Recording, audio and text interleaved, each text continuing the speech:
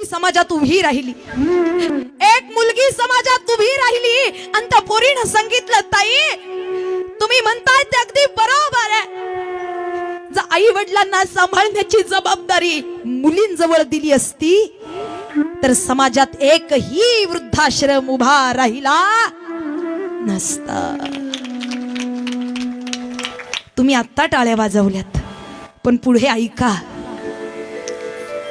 पोरीनं सांगितलं, एकही वृद्धाश्रम उभा राहिला नसता जर मुलींजवळ आई वडील सांभाळायला दिले असते. ताईला सांगितलं, ताई अगं जर त्याच मुलीनं आपल्या सासू सासऱ्यांना आई वडिलांसमान मानलं असतं ना, तरी सुद्धा समाजात वृद्धाश्रम उभा राहिला नसता.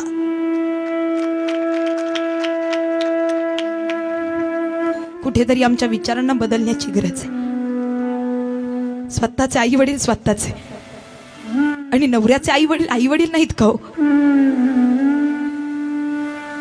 आज बहुतांश आई वडील लग्न झाल्यानंतर घराच्या बाहेर निघले जातात, बरोबर?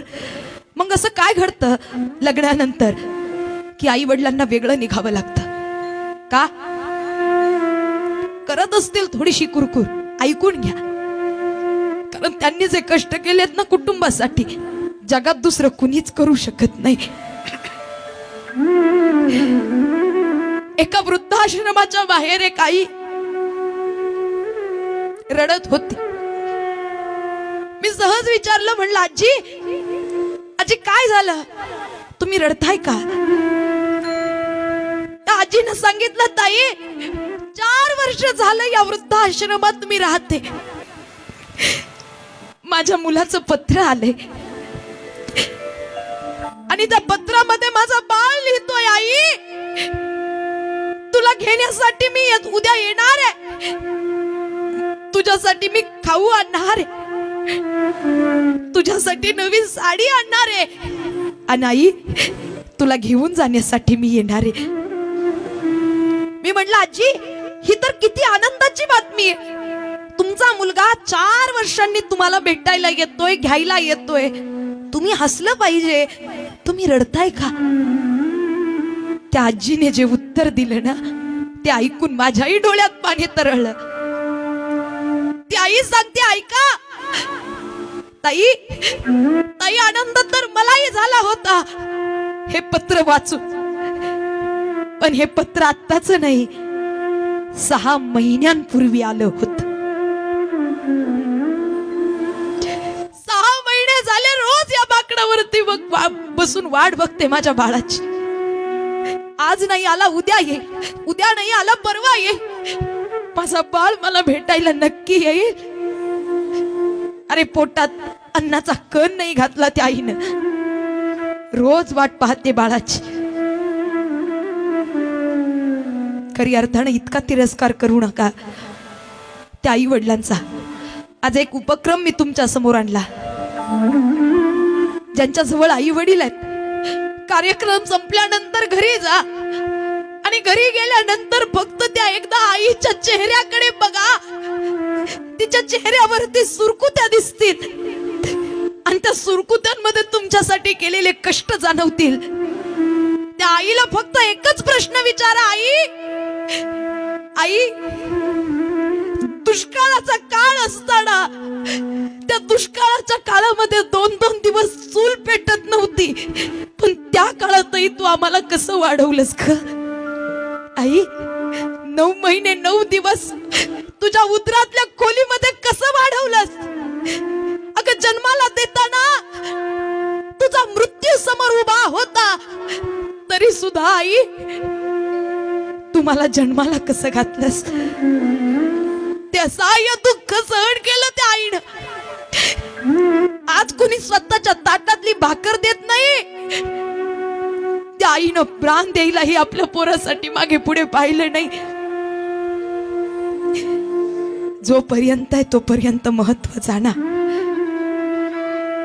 ज्या दिवशी जाईल त्या दिवशी किती मोठ्याने रडलात काय आणि किती मोठ्याने ओरडलात काय. डोंगरा आड गेलेला सूर्य पुन्हा उगवेल, पण माती आड गेलेली आई वडील पुन्हा दिसणार नाही याची जाणीव प्रत्येक माणसाला झाली पाहिजे. आज खऱ्या अर्थानं तुरे परिवारावरती फार मोठं दुःख आहे आणि मनात एकच भावना आहे, आई आई तू का गेलीस?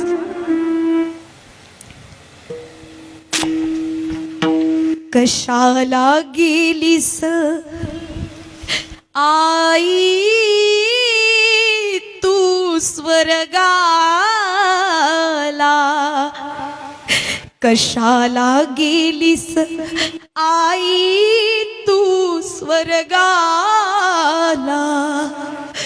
कोण वाढवेल तुझ्या या बाळाला? 9 महिने 9 दिवसांची वारी कशी तू केली? दुःख तुझला आले असतील पदराला बांधून नेली, सोडून गेलीस तुझ्या या लाडक्याना. कोण वाढवेल तुझ्या या बाळाला?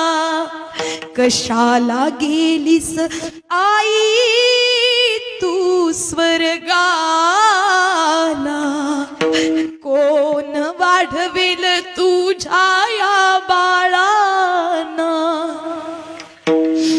आज खरं तर मुलांच्या त्या मुलींच्या डोळ्यामध्ये 3 वर्ष झाली आईला जाऊन, पण तरी सुद्धा दुःख आहे महाराज. का आई?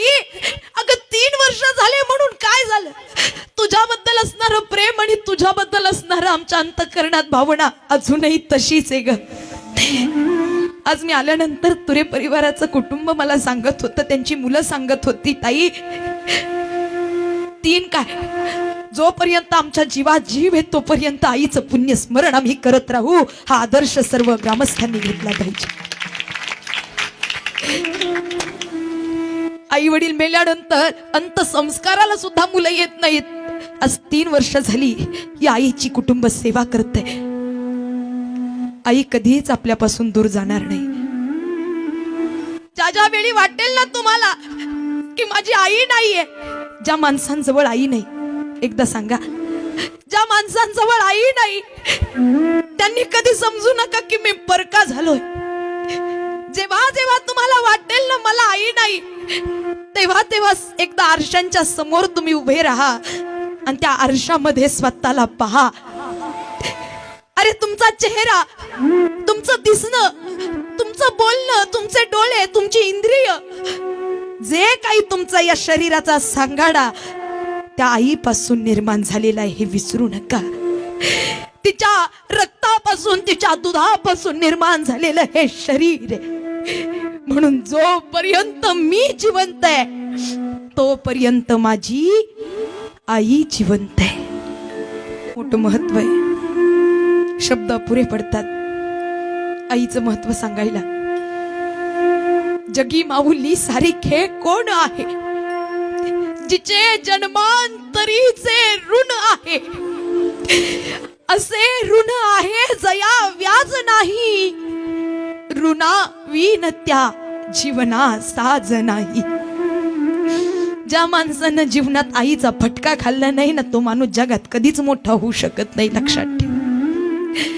ज्या माणसानं आईच्या मांडीवरती डोकं ठेवलं नाही ना, त्या माणसाला जगात कधीच समाधान आणि सुख प्राप्त होऊ शकत नाही. कारण सगळं सुख आणि सगळं समाधान त्या आईच्या पायांजवळ आहे. फक्त एकदा त्या चरणांवरती लीन व्हा, एकदा त्या भगवंताचा भक्तीचा विचार करा. जसं मी तुम्हाला आई सांगते ना, हे धर्माचं पालन करण्यासाठी मी बोलतेय. आपण धर्माचं पालन करण्यासाठी इथपर्यंत आहोत. हा धर्म मंडप आहे आणि या खाली या कीर्तनाच्या माध्यमातून धर्माचं पालन केलं जात आहे. धर्माचे पालन करणे पाखंड खंडन. पण धर्म कळणार कधी? 2-2 तास फक्त सांगून आणि ऐकून धर्म कळणार नाहीये. धर्म टिकणार नाहीये. करा धर्म कधीही टिकेल जेव्हा घरातली आई आणि गोठ्यातली गाई वाचली जाईल, तेव्हाच आपला हिंदू धर्म टिकला जाईल. तेव्हाच आपला हिंदू धर्म टिकला.